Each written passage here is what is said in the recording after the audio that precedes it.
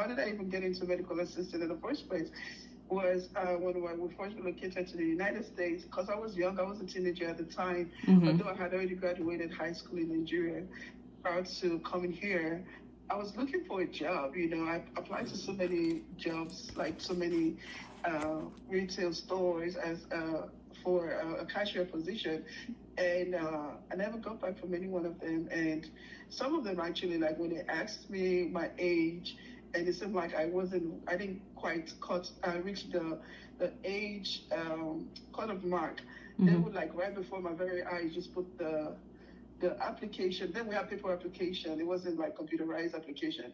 So they'll put the application in track, like right before my very eyes, because I wasn't up to like the age bracket that they were needing, like they were looking for.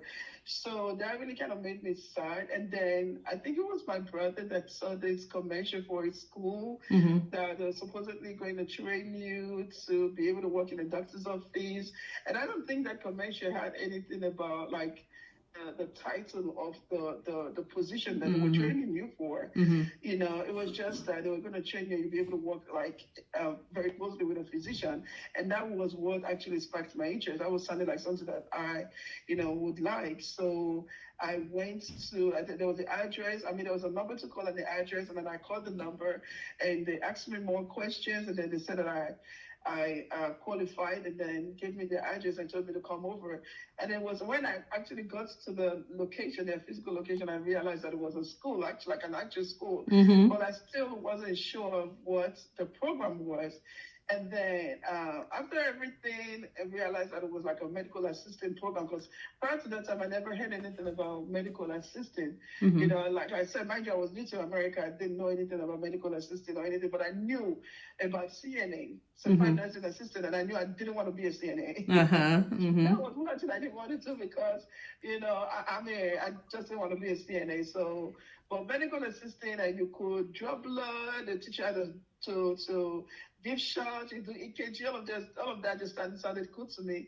And it was nothing like what I've heard CNAs do. So I said, I'd rather go this route than becoming a CNA. So I went to the program.